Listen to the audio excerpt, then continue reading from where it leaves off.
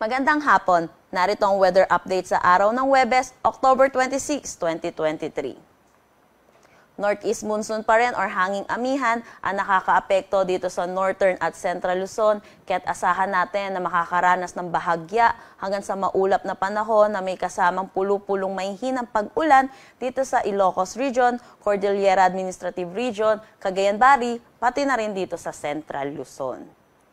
Samantala, meron tayong binabantayang low pressure area dito sa labas ng ating Philippine Area of Responsibility. At ito'y huling namataan sa laing 2,210 km east ng northeastern Mindanao.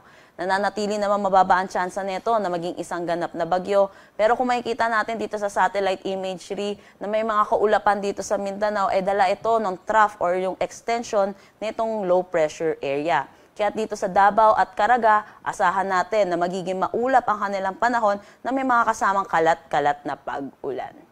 Dito naman sa Metro Manila at nalalabing bahagi ng ating bansa, asahan natin ang maaliwalas na panahon pero hindi mawawala ang mga tsansa ng localized thunderstorm lalo na sa hapon at sa gabi. Para naman sa panahon natin bukas dito sa Luzon, asahan pa rin natin na malaking bahagi ng Northern Luzon ang makakaranas pa rin ng bahagya hanggang sa maulap na panahon na may mga pulu-pulong mahihinang pag-ulan, dulot pa rin ng Northeast monsoon or ng hanging amihan. Para naman sa nalalabing bahagi ay asahan natin ang generally fair weather na may mga tsansa ng localized thunderstorms. Ang temperatura dito sa Metro Manila ay maglalaro between 23 to 31 degrees Celsius, sa Lawag 24 to 32, Tugigaraw 24 to 32, Baguio 17 to 24. Dito sa Tagaytay 23 to 30 degrees Celsius, Legazpi 25 to 33 degrees Celsius. Dito sa Calayan Islands at Puerto Princesa maglalaro ang temperatura between 25 to 32 degrees Celsius. Dito sa Visayas ay asahan natin na magiging maaliwalas ang kanilang panahon na may mga tsansa pa rin ng localized thunderstorm lalo na sa hapon at sa gabi.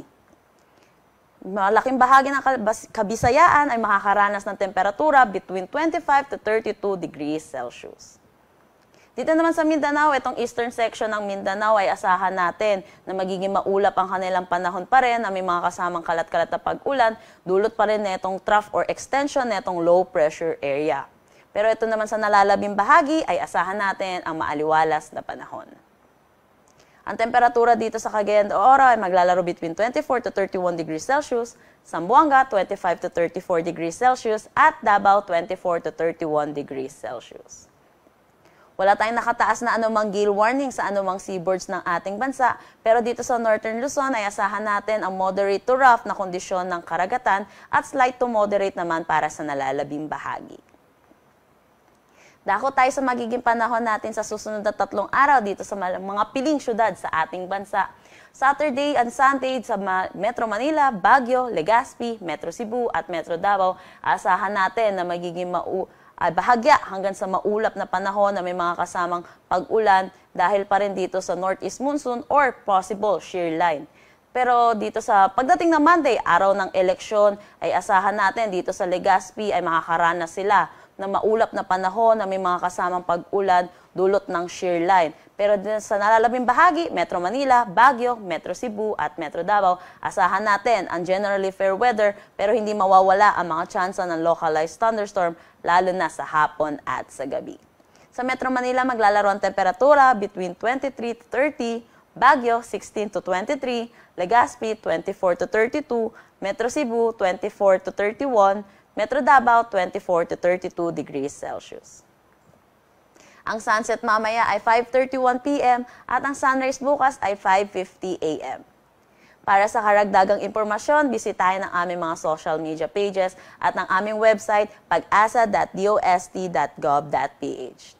At yan po muna ang latest dito sa Pag-asa Weather Forecasting Center. Chanel Dominguez po at magandang hapon.